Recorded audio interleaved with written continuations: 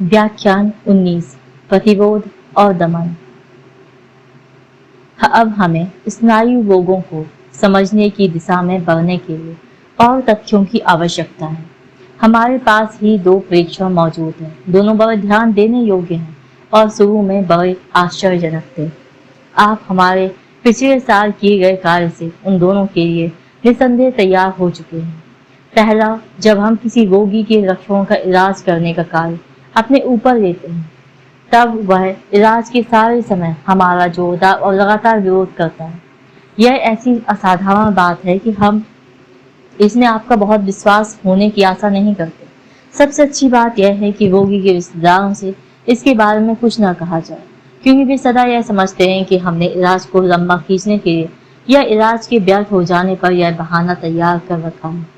रोगी में भी इस प्रतिरोध के सब प्रकट रूप दिखाई देते हैं, यद्यपि वह उन्हें इस रूप में नहीं पहचानता और हम उसे यह तथ्य अनुभव करा दें, तब समझिए कि एक बहुत बड़ी बाधा पार कर ली। यह सोचना कि रोगी जिसके लक्षण उसे और उसके रिश्तेदारों को इतना कष्ट दे रहे हैं और जो उनसे छूटने के लिए समय, धन और परिश्रम का इतना त्याग और आत्म विजय करने को तैयार है, वह अपने रोग को दूर करने के लिए प्रस्तुत सहायता का प्रतिरोध करे। यह बात कितनी असंभाव्य लगती है, पर तो भी यह सच है। और यदि इस असंभाव्य आधार पर हमारी निंदा की जाए तो हम यही जवाब दे सकते हैं कि यह कोई अनोखी या बेमिसाल बात नहीं है, क्योंकि भयंकर दांत दर्द से पीड़ित जो आदमी दांत डॉक्टर के पास जाता है, वह भी डॉक्टर की जंबूर निकालने पर उसको पकड़कर रोकने की कोशिश करता है। रोगियों में दिखाई देने वाला यह प्रतिरोध बड़े विविध रूपों वाला और अत्यधिक सूक्ष्म होता है। यह सूक्ष्म होने के साथ साथ बहुत जल्दी बदलता रहता है।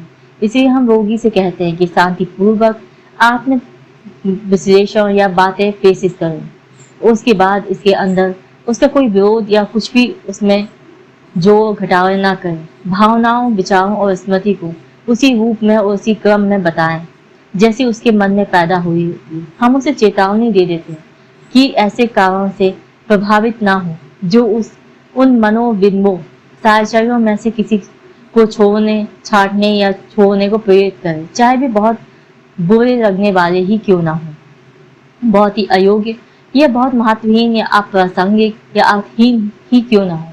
हम उसके रोगी के मन में यह बात बैठाते हैं कि उसे सिर्फ यह बात पक्की करनी है कि उसके मन में ये रूप से ऊपरी तल पर है और जो कुछ उसे प्राप्त हो उस पर होने वाली समझ और सारी समझदारी आपत्तियों को छोड़ देना है, चाहे वे किसी भी रूप में हो। हम उससे कह देते हैं कि उसके इलाज की सफलता और उससे बढ़कर उसमें लगने वाला समय इस बात पर निर्भर करता है कि कहाँ तक इस आधारभूत शास्त्रीय नियम सच्चाई से कायम रहता है। स्वप्न निर्वचन की विधि में हमें पता चलता है कि ठीक उन्हीं साहचर्यों में अचेतन या ज्ञान कराने वाली सामग्री होती है जिनके विरुद्ध असंख्य संदेह और आपत्तियां पैदा होती हैं। यह शास्त्रीय नियम लागू करने के परिणाम स्वरूप पहली बात यह होती है कि सबसे पहले इसी का प्रतिरोध किया जाता है। रोगी प्रत्येक संयत उपाय द्वारा इससे बचने की कोशिश करता है।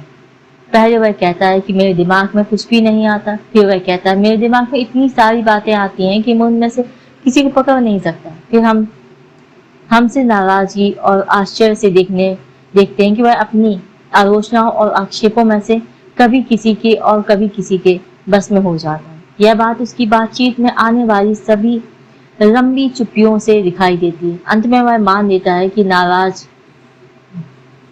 होने में कुछ नहीं रखा है, मुझे शर्म आती है, और वह अपने वायदे को तोड़कर इसे भावनाओं के बहाव में बोलता चला जाता है। अथवा उससे कोई बात सोची है और स्वयं उस पर लागू नहीं होती बल्कि किसी और पर लागू होती है और इसलिए इस नियम का अपवाद है, अथवा जो कुछ मैंने अभी सोचा है वह बिल्कुल महत्वहीन है और आपका यह आशय कुछ भी नहीं है कि इसे बताना जरूरी है। फिर वह अपनी बातों से निकल भागता है। स्त्रियों में यह प्रतिभा होती है कि वे विश्लेषक पर किए गए एक कोमल कामुकता से अंकित स्थानांतरण द्वारा प्रतिरोध कायम रख सकती है।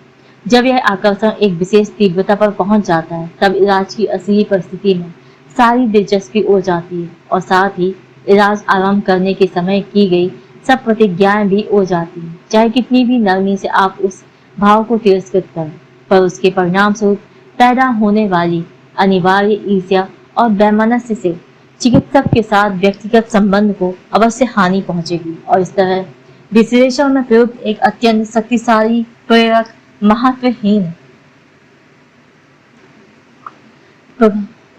बल प्रभावहीन हो जाएगा। इस तरह के प्रतिरोधों को संकीर्ण भाव से निंदा या तिरस्कार नहीं करना चाहिए। उनमें रोगी के पिछले जीवन की इतनी सारी सबसे अधिक महत्वपूर्ण सामग्री होती है और वे इतने निश्चायक तरीके से उसे वापस ले आते हैं कि यदि उन्हें ठीक ठीक उपयोग में लाने के लिए कौशलपूर्ण विधि का सही ढंग से प्रयोग किया जाए तो वे विश्लेषण के लिए बहुत अधिक सहायक सिद्ध होते हैं। ध्यान देने योग्य बात यह है कि यह सामग्री पहले सदा प्रतिरोध का कार्य करती है और ऐसे रूप में सामने आती है जो इलाज का विरोधी होता है। यह कहा जा सकता है कि वे चरित्र के गुण हैं, अहंकार की व्यक्तिगत अभिव्यक्तियां या रुख हैं जो प्रस्तुत प्रतिरोध परिवर्तनों का विरोध करने के लिए इस तरह इकट्ठे हो जाते हैं। तब यह पता चलता है कि स्नायु रोग की दशाओं के प्रसंग में और इसकी आवश्यकताओं के विरोध में प्रतिक्रिया के रूप में ये चरित्र गुण कैसे परिवर्तित हुए हैं और इस चरित्र में वे विशेषताएं दिखाई देती हैं जो अन्यथा न दिखाई देती, या कम से कम इतने स्पष्ट रूप से न दिखाई देती, अर्थात उन्हें हम गुप्त कह सकते हैं।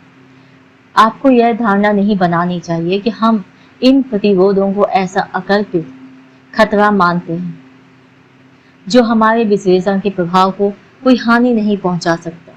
नहीं, हम जानते हैं कि ये प्रतिरोध अवश्य प्रकट होंगे, बल्कि हम तब असंतोष अनुभव करते हैं जब इन्हें काफी सुनिश्चित रूप से उपबुद्ध न कर सके और रोगी को इसका इस रूप में ज्ञान न करवा सके। सच तो यह है कि हम अंत में यह समझे हैं कि इन प्रतिरोधों को दूर करना विश्लेषण का आवश्यक कार्य है और इसे करने पर ही यह निश्चय होता है कि हमने रोगी के लिए कुछ सफलता प्राप्त की है। इसके अलावा आपको यह भी ध्यान रखना चाहिए कि रोगी के इलाज के दिनों में पैदा होने वाली सब आकस्मिक घटनाओं का प्रयोग इलाज में बाधा डालने में करता है। अपने मिलने जुलने वालों के क्षेत्र में जिसे भी वह प्रमाणित मान सकता है, उसकी ही विरुद्ध राय को किसी भी आकस्मिक शारीरिक रोग को या स्नायु रोग को उलझाने वाली किसी भी बीमारी को वह इलाज में बाधा डालने में प्रयुक्त करता है। सच तो यह है कि वह अपनी दशा में होने वाले प्रत्येक सुधार को भी अपने प्रयत्न शिथिल करने के लिए एक प्रेरक कारण में परिवर्तित कर देता है। इसी तरह आपको उन प्रतिरोधों के रूपों और तरीकों की एक तस्वीर, चाहे वह अधूरी ही हो, प्राप्त हो गई जो प्रत्येक विश्लेषण के बीच में आते हैं और जिन्हें दूर करना पड़ता है। मैंने इस प्रश्न पर इतने विस्तार से रोशनी इसलिए डाली है क्योंकि मैं अभी आपको यह बतलाने वाला हूँ कि स्नायु रोगों के बारे में हमारी गतिकीय अवधारणा हमारे उन प्रतिरोधों के अनुभव पर ही आधारित है जो स्नायु रोगी अपने लक्षणों के इलाज के विरोध में पेश करते हैं। ब्रायर और मैं दोनों पहले सम्मोहन अर्थात हिप्नोटिक विधि से मानसिक चिकित्सा का कार्य करते थे। ब्रायर के पहले रोगी का इलाज सम्मोहनीय आदेशावस्था अर्थात सम्मोहनावस्था में दिए जाने वाले आदेश की अधीनता की अवस्था में ही किया गया था। पहले मैंने उसका अनुकरण किया। मैं मानता हूँ कि उस समय मेरा कार्य बहुत आसानी से और मजे से आगे बढ़ता था और उसमें समय भी कम लगता था, पर इसके परिणाम मनमाने और अस्थायी होते थे। इसलिए मैंने अंत में सम्मोहन छोड़ दिया और तब मैंने समझा कि इन मनोविकारों की गतिकी को तब तक नहीं समझा जा सकता जब तक सम्मोहन का प्रयोग होगा।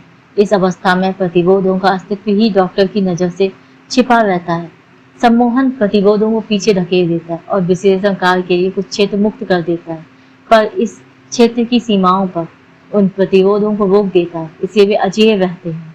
इसका परिणाम वैसा ही होता है जैसा मनोग्रस्तता रोगी के संदेह का।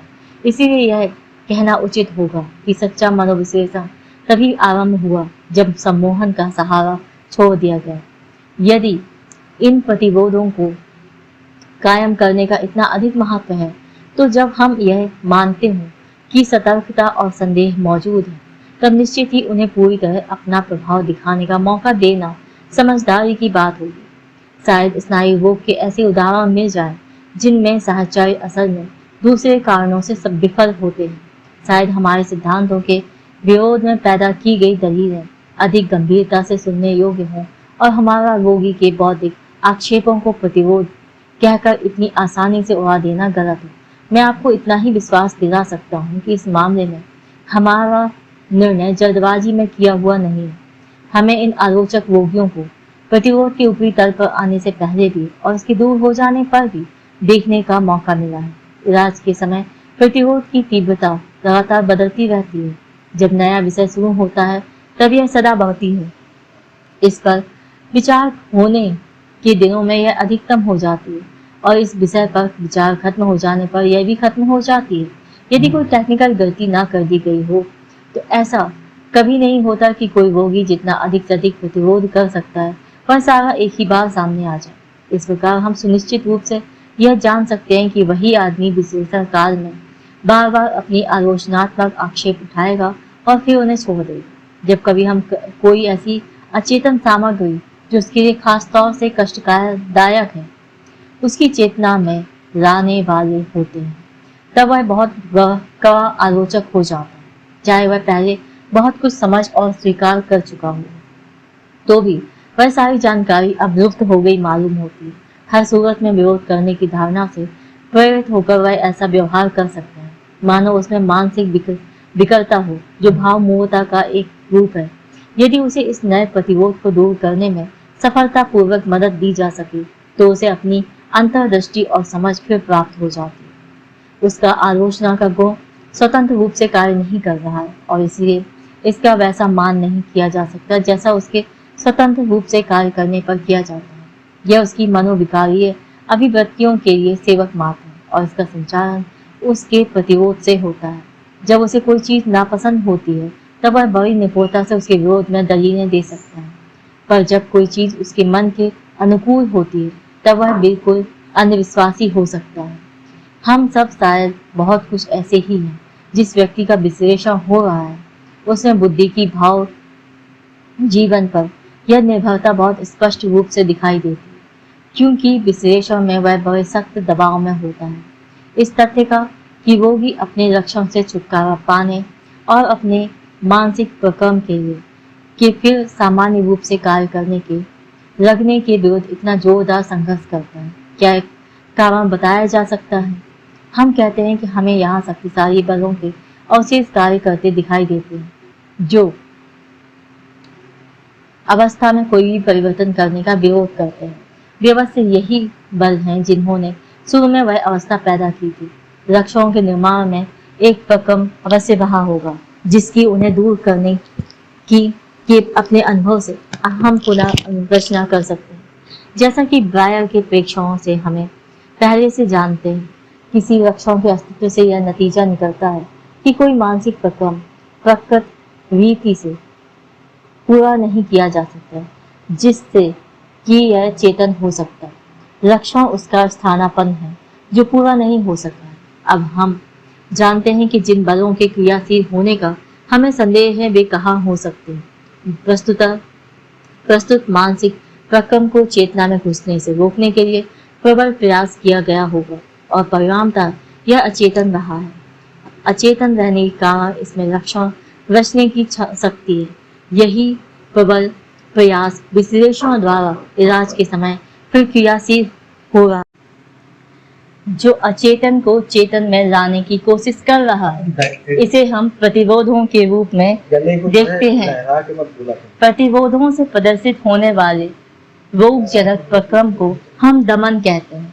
अब दमन के इस प्रक्रम की अपनी धारणा को अधिक यथार्थ बनाना आवश्यक है।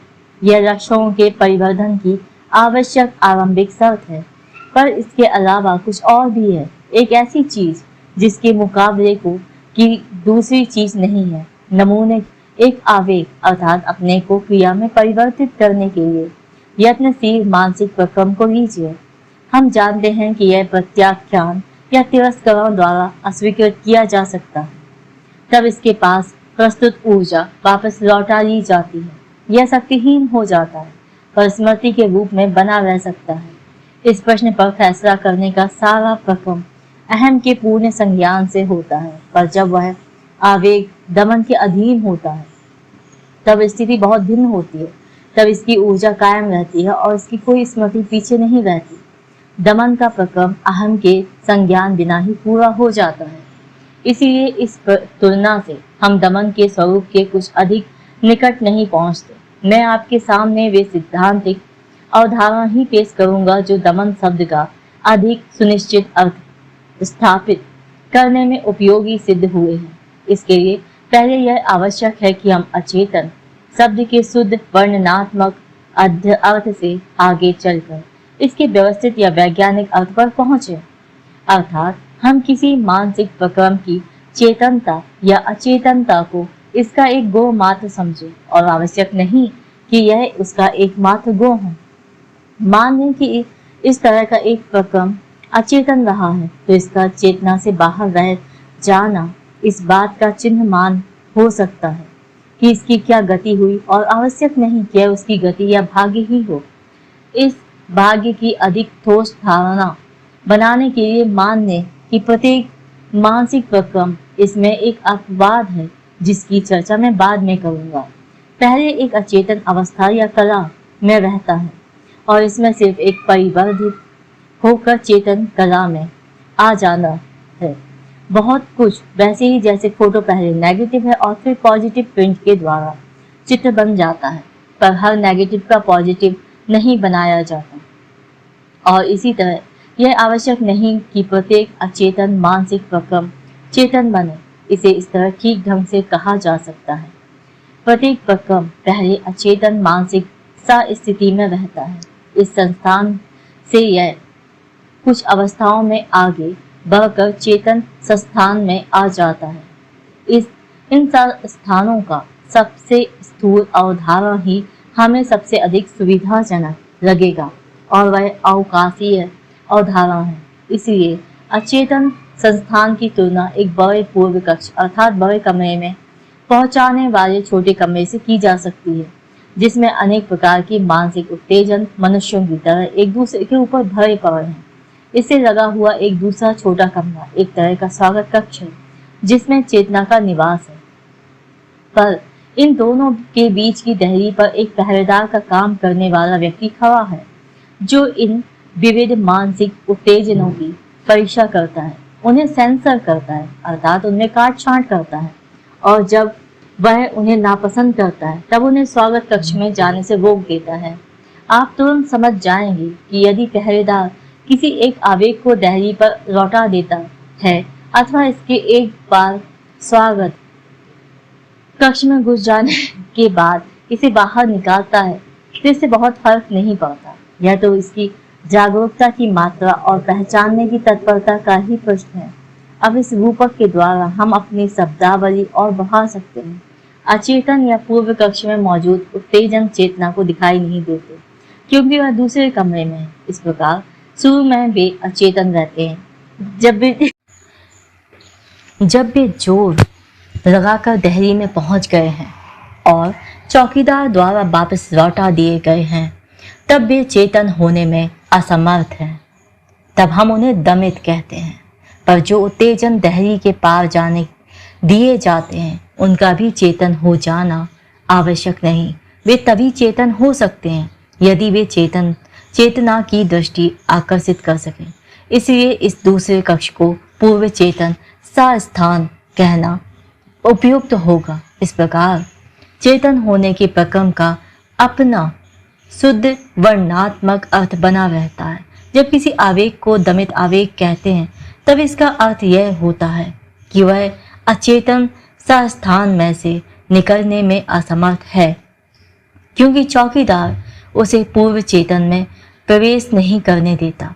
चौकीदार वही है जिसे हम दमन को शिथिल करने का विश्लेषण द्वारा यत्न करते हुए प्रतिरोध के रूप में जान चुके हैं। मैं अच्छी तरह जानता हूँ कि आप यह कहेंगे कि ये अवधारणा जितने स्थूल हैं उतने ही कल्पित हैं और वैज्ञानिक प्रतिपादन में इन्हें बिल्कुल स्थान नहीं दिया जा सकता। मैं जानता हूँ कि वे स्थूल हैं और इतना ही नहीं, मैं यह भी जानता हूँ कि वे गलत हैं और यदि मैं गलती नहीं करता तो हमारे पास उनसे अच्छे स्थानापन्न भी तैयार है।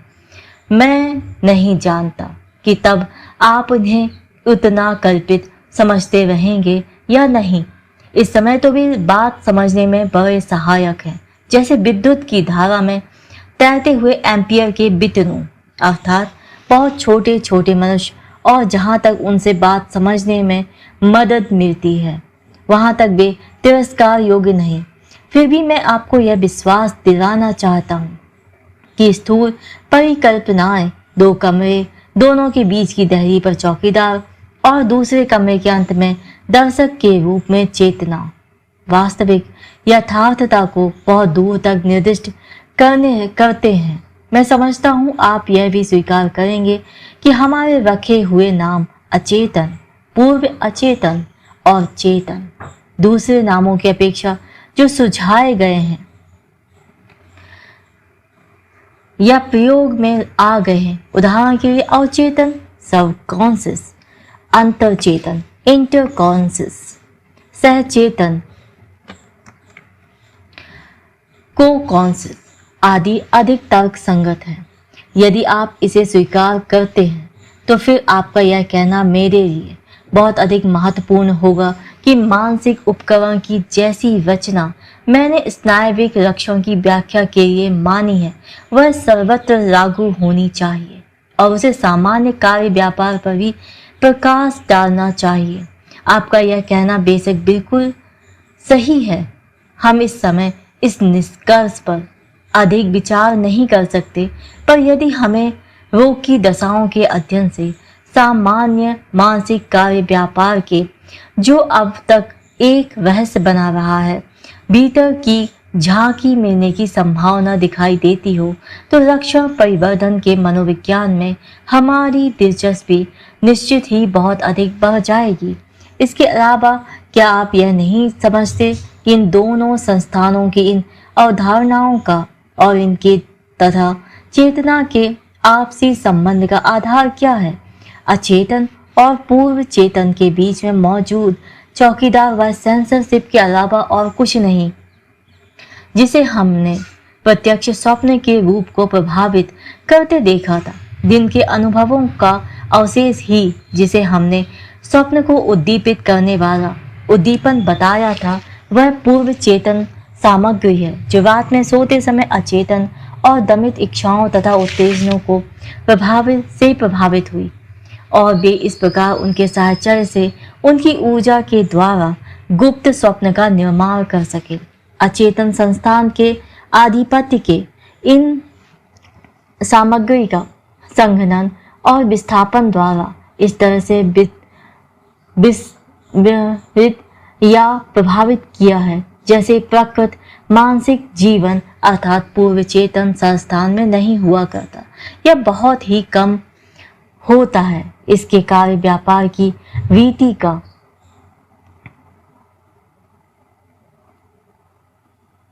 यह अंतर ही हमें उन दोनों संस्थानों का भेद बताता है। चेतना से संबंध जो पूर्व चेतन का स्थायी रूप है, यह संकेत करता है कि कोई दिया हुआ प्रक्रम दोनों संस्थानों में से किसका है। स्वप्न देखना रोगात्मक घटना नहीं है। प्रत्येक स्वस्थ मनुष्य को सोते हुए स्वप्न आ सकता है। मानसिक उपकरण की रचना से जिसमें स्वप्नों और स्नायविक लक्षणों इन दोनों का स्पष्टीकरण होता है, संबद्ध प्रत्येक अनुमान प्रकृत मानसिक जीवन पर भी अवश्य लागू होता है, इसमें कोई संदेह नहीं। फिलहाल दमन के बारे में हम इतना ही कहना चाहते हैं। इसके अलावा यह एक आवश्यक पूर्वावस्था मात्र है, निर्माण की पूर्वावस्था या पूर्व आवश्यकता मात्र। हम जानते हैं कि लक्षण किसी और प्रक्रम का जो दमन द्वारा रोक दिया गया है स्थानापन्न है, पर दमन को मान लेने के बाद भी हमें इस स्थानापन्न निर्माण को पूरी तरह समझने के लिए काफी आगे बढ़ना होगा। स्वयं दमन समस्या के भी कुछ और पहलू हैं जिनसे कुछ प्रश्न और पैदा होते हैं जिनका उत्तर देना आवश्यक है। किस तरह के मानसिक उत्तेजनों का दमन होता है। कौन से बल दमनकारी और उनके प्रेरक या प्रवर्तक कारण क्या हैं? अब तक हमें इस प्रश्न से संबंधित जानकारी सिर्फ एक बात पर प्राप्त हुई। प्रतिरोध की समस्या पर विचार करते हुए हमने यह देखा था कि इसके पीछे कार्य करने वाले बल पहचान योग्य या गुप्त अहम से या चरित्र गुणों से पैदा होते हैं। इसलिए इन्हीं बलों ने दमन किया है, कम से कम उसमें कुछ हिस्सा लिया है। इस समय हम इससे अधिक कुछ नहीं जानते। मैंने आपको जिस दूसरे प्रेक्षण के लिए तैयार किया था वह अब हमारा सहायक होगा। विश्लेषण के द्वारा हम सदा स्नायविक लक्ष्यों के पीछे मौजूद प्रयोजन का पता लगा सकते हैं, पर यह आपके लिए कोई नई बात नहीं है। इसकी ओर स्नायु रोग में 2 उदाहरणों में मैं पहले ही संकेत कर चुका हूँ, पर उन 2 उदाहरणों से क्या सूचित होता है, इस बात को दिखाने वाले सैकड़ों उदाहरण होने चाहिए। मैं आपकी यह मांग नहीं मान सकता, इसलिए आपको व्यक्तिगत अनुभव या विश्वास का ही सहारा लेना होगा, और इस मामले में आपका विश्वास सब मनोविश्लेषकों की सर्वसम्मत गवाही पर भरोसा कर सकता है। आपको याद होगा कि जिन 2 उदाहरणों के लक्ष्यों पर हमने विस्तार से विचार किया था, उनसे रोगी के यौन जीवन के सबसे भीतरी रहस्यों का पता चला था। इसके अलावा पहली उदाहरण में प्रस्तुत लक्षण का प्रयोजन या प्रवृत्ति विशेष रूप से स्पष्ट थी। शायद दूसरे उदाहरण में यह कुछ सीमा तक एक दूसरी बात से ढकी हुई थी, जिसका जिक्र बाद में किया जाएगा। अब इन 2 उदाहरणों में जो बात प्रकट हुई है वही विश्लेषण के लिए प्रस्तुत हर उदाहरण में प्रकट होती है।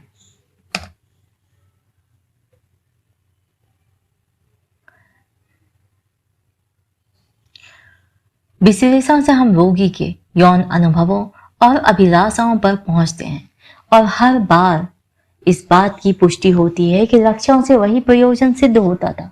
यह प्रयोजन यौन इच्छाओं की परितुष्टि प्रकट हुआ। ये लक्षण रोगी के लिए यौन परितुष्टि का प्रयोजन सिद्ध करते हैं। वे यथार्थ रूप से प्राप्त न होने वाली संतुष्टि के स्थानापन्न है। हमारे पहले रोगी के मनोग्रस्तता कार्य पर विचार कीजिए। इस स्त्री को पहले को अपने अत्यंत प्रिय पति के बिना रहना पड़ता है। पति की त्रुटियों और कमियों के कारण वह उसके जीवन में हिस्सेदार नहीं बन सकती। उसे उसके प्रति निष्ठावान रहना पड़ता है। वह उसके स्थान में और किसी को नहीं ला सकती। उसका मनोग्रस्तता लक्षण उसे वह बात चीज देता है जिसकी उसे इतनी अभिलाषा है। वह उसके पति को ऊंचा उठाता है, उसकी कमियों का और सबसे बढ़कर उसकी नपुंसकता का निषेध और शोधन करता है। यह लक्षण मूलतः एक इच्छा पूर्ति है और इस दृष्टि से बिल्कुल स्वप्न की तरह है। इसके अलावा यह कामुक इच्छा पूर्ति है, जो कि हर स्वप्न नहीं होता। दूसरी रोगिणी के उदाहरण में आप देख सकते हैं कि उसके कामकाज का ध्येय माता पिता के मैथुन को रोकना या उसकी दूसरी संतान पैदा होने में रुकावट डालना है। संभवतः आपने यह भी समझ लिया कि यह लक्षण उसे उसकी माता के स्थान में रखना चाहता है, इसीलिए यह भी यौन संतुष्टि की रुकावटों का निवारण और रोगियों की अपनी यौन इच्छाओं की पूर्ति है। इसके उदाहरण में बताई गई उलझनों के बारे में मैं आगे कहूंगा। मैं यह नहीं जानता कि इन कथनों के सब जगह लागू हो सकते हैं के बारे में बाद में कुछ शर्तें या मर्यादाएं लगाऊं। इसलिए आपसे यह बात समझ लेने के लिए कहता हूं कि दमन, लक्षण निर्माण और लक्षण निर्माण के बारे में मैंने अभी जो कुछ कहा है वह स्नायु रोग के 3 प्रारूपों के अध्ययन से ज्ञात हुआ है, और फिलहाल वह इन 3 प्रारूपों पर ही लागू हो सकता है, अर्थात चिंता हिस्टीरिया, फर्नियसन हिस्टीरिया और मनोग्रस्तता रोग। ये 3 विकार ही जिन्हें मिलाकर हम स्थानांतरण स्नायु रोग के रूप में रखा जा करते हैं। मनोविश्लेषण चिकित्सा के लिए खुला हुआ क्षेत्र है। अन्य स्नायु रोगों का मनोविश्लेषण की दृष्टि से इतनी बारीकी से अध्ययन नहीं हुआ। इस उपेक्षा का कारण निस्संदेह यह रहा है कि उनमें से एक समूह पर चिकित्सा का कोई प्रभाव नहीं पड़ सकता। आपको यह नहीं भूलना चाहिए कि मनोविश्लेषण अभी बहुत नया विज्ञान है और इसके अध्ययन के लिए बहुत समय और परिश्रम की आवश्यकता है। और कुछ समय पहले इस तरह चिकित्सा करने वाला सिर्फ एक आदमी था, पर अब सब दिशाओं में हो रहे प्रयत्न से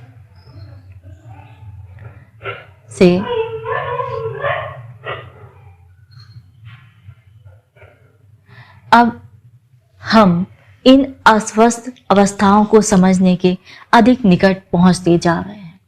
जो स्थानांतरण स्नायु रोग नहीं है, मुझे आशा है कि मैं अब भी आपको यह बता सकूंगा कि इस नई सामग्री से अपना तालमेल बैठाने के लिए हमारी परिकल्पनाओं और निष्कर्षों को किस तरह प्रभावित होना पड़ा, और यह दिखला सकूंगा कि इन विस्तृत अध्ययनों से कोई परस्पर विरोध सामने नहीं आया, बल्कि हमारे ज्ञान का यह बहुत अच्छा एकीकरण ही हुआ। तो जो कुछ कहा गया है वह सिर्फ 3 स्थानांतरण स्नायु रोगों पर लागू होगा। और अब मैं एक और जानकारी दूंगा जो लक्षणों की सार्थकता पर और रोशनी डालते हैं। यह रोग जिन परिस्थितियों में पैदा हुआ है उनकी तुलनात्मक परीक्षा करके निम्नलिखित परिणाम निकालता है, जिसे इस सूत्र के रूप में रखा जा सकता है। अर्थात वे व्यक्ति उस प्रवचन, विफलता या कुंठा से रोगी हुए जो उन्हें उस समय सहनी थी, जब यथार्थ या वास्तविकता ने उन्हें अपनी यौन इच्छाओं की परितुष्टि से रोका। आप समझ रहे होंगे कि ये दोनों निष्कर्ष कितनी सुंदरता से एक दूसरे के पूरक बन जाते हैं। अब लक्षणों की व्याख्या हम इस तरह करते हैं कि वे जीवन में अतृप्त इच्छाओं की स्थानापन्न परितुष्टियां हैं। इस कथन पर निस्संदेह सब तरह की आपत्तियां उठाई जा सकती हैं कि स्नायविक लक्षण यौन परितुष्टियों के स्थानापन्न हैं। उनमें से 2 की मैं यहाँ चर्चा करूंगा। यदि आप में से किसी ने बहुत से स्नायु रोगियों का विश्लेषण किया है तो वह शायद सिर हिलाकर यह कहेगा, कुछ उदाहरणों में यह बात बिल्कुल लागू नहीं होती। उनमें से यह प्रतीत होता है कि लक्षणों का प्रयोजन बिल्कुल उल्टा, अर्थात यौन परितुष्टि से दूर रहने या उसे खत्म करने का होता है। मैं आपके निर्वचन पर आपत्ति नहीं करता। मनोविश्लेषण में स्थितियां हमारी कल्पना की अपेक्षा बहुत अधिक उलझी हुई होती हैं। यदि वे सरल रूप में होती तो शायद मनोविश्लेषण को उन्हें पुनः सामने लाने की आवश्यकता ही ना होती। हमारी दूसरी रोगियों के कामकाज की कुछ बातें ऐसी ही साधुता की और यौन संतुष्टि की विरोधी दिखाई देती हैं। उदाहरण के लिए रात के समय दृढ़ीकरण या खड़ा होने को रोकने के जादुई प्रयोजन के लिए उसके घड़ियों को हटा देना, या गमलों और गुलदस्तों को गिरने से रोकने की कोशिश करना, जिसका अर्थ है अपने कौमार्य या अक्षत यौनित्व की रक्षा करना। उसके बिस्तर पर लेटने के लिए किए जाने वाले कृत्यों में और जिन केसों का मैंने विश्लेषण किया है उनमें यह निषेधात्मक रूप काफी अधिक प्रमुख था। सारा कामकाज भी यौन स्मृतियों और प्रलोभन से अपनी रक्षा करने वाले नियमों के रूप में होता था। पर मनोविश्लेषण से बहुत पहले यह पता लग चुका है कि विपरीत बातें परस्पर विरोधी नहीं होती। हम इस बात को और बढ़ाकर यह कह सकते हैं कि लक्षणों का प्रयोजन यौन संतुष्टि और इससे बचना होता है। हिस्टीरिया में कुल मिलाकर इच्छापूर्ति का अस्थि मूलक यह पहला रूप प्रधान होता है, और मनोग्रस्तता रोग से नास्ति वाला त्यागी रूप प्रधान होता है। ये लक्षण यौन परितुष्टि और उसके विरोध, इन दोनों का प्रयोजन बहुत अच्छी तरह पूरा कर सकते हैं, क्योंकि उनके तंत्र के एक अवयव में, जिसका उल्लेख करने का अभी हमें मौका नहीं मिला है, इस 2 पहलूपन या ध्रुवत्व का सबसे अधिक उपयुक्त आधार होता है। असल में वे, जैसा कि हम आगे देखेंगे, 2 एक दूसरे पर क्रिया कर रही विरोधी प्रकृतियों के मध्य मार्ग या समझौते का परिणाम होते हैं। वे उसे भी निरूपित करते हैं जिसका दमन किया गया है, और उसे भी निरूपित करते हैं जिनसे दमन किया गया है और उन्हें पैदा करने में सहयोग दिया है।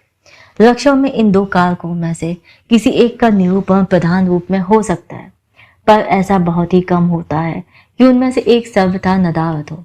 हिस्टीरिया में एक लक्षण में इन 2 प्रवृत्तियों का प्रायः सहयोग हो जाता है।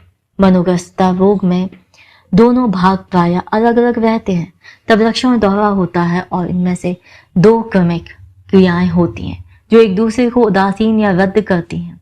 एक दूसरी कठिनाई को हल करना इतना आसान नहीं होगा। जब आप रक्षा और निर्वचन की एक पूरी श्रेणी पर विचार करते हैं, तब संभवतः आपकी पहली राय यह होगी कि यौन स्थानापन्न परितुष्टि के अवधारणा को अधिक से अधिक विस्तृत करने पर ही वे लक्षण उसके अंतर्गत आ सकते हैं। आप यह भी अवश्य कहेंगे कि इन लक्षणों से परितुष्टि के बारे में कोई यथार्थ बात सामने नहीं आती कि प्रायः वे किसी संवेदन को पुनरुज्जीवित करने या किसी यौन ग्रंथि से पैदा होने वाली कल्पना सृष्टि का निर्माण करने तक ही सीमित रहते हैं।